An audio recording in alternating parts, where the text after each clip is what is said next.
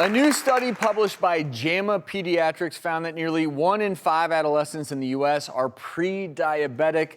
One way to make sure your child is eating healthier is to invite them to cook with you. Yeah. Please welcome Ben and Kaia from Daddy Daughter Cooking. Welcome. Good to have you guys. And, all right, good. Thank you. Dad, I'm going to ask you this question first. What motivated you to start cooking with Kaia? Oh, gosh. Years ago, when she was about 4, I was prepping for a class, and anyway, she comes in wearing this junior chef outfit that her grandmother had picked up, and wielding a spoon, and just very adamant about being a part of the cooking process. So I got her more and more involved with little tasks in the kitchen. And then once she became around 7, she's like, Daddy, I think we should just write a book. Aww, and that's so so lovely. we worked on that for a little while. And now in 2015, Daddy Daughter Cooking had begun, right? Yep, that's fantastic.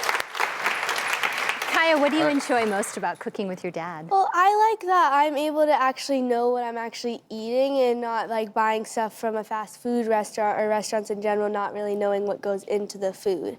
And I love that you do this together. We always promote that. So you brought some special foods for us to try today, starting with, what is this? This looks delicious. It looks amazing. So this is actually our peanut butter and jelly crepes. We make them with whole wheat flour, AP flour, which is all-purpose flour, a little bit of egg, some sugar, and Kaia generally whisks everything together. And then for parents, it's usually a good idea for them to kind of take the reins when it comes to any sort of heat, especially with the pan.